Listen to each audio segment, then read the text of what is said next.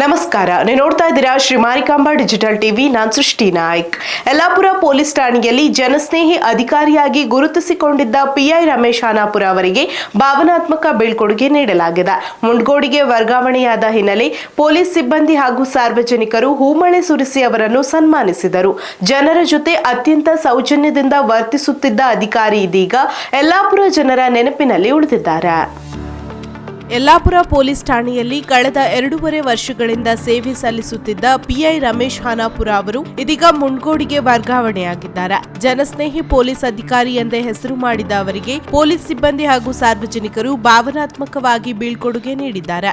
ಈ ಹಿಂದೆ ಲೋಕಾಯುಕ್ತ ಸೇರಿದಂತೆ ವಿವಿಧ ಕಡೆಗಳಲ್ಲಿ ಕರ್ತವ್ಯ ನಿರ್ವಹಿಸಿದ್ದ ಅನುಭವ ಹೊಂದಿದ್ದ ರಮೇಶ್ ಖಾನಾಪುರ ಯಲ್ಲಾಪುರ ಠಾಣೆಯಲ್ಲಿ ಹಲವು ಕ್ಲಿಷ್ಟಕರ ಪ್ರಕರಣಗಳನ್ನು ಚಾಣಾಕ್ಷತನದಿಂದ ಭೇದಿಸಿದ್ದರು. ಕಾನೂನು ವಿಷಯದಲ್ಲಿ ಖಡಕ್ ನಿಲುವು ಹೊಂದಿದ್ದ ಸಾರ್ವಜನಿಕರ ಜೊತೆ ಸದಾ ಸೌಜನ್ಯ ಮತ್ತು ಮೃದು ಭಾವದಿಂದ ವರ್ತಿಸುತ್ತಿದ್ದರು.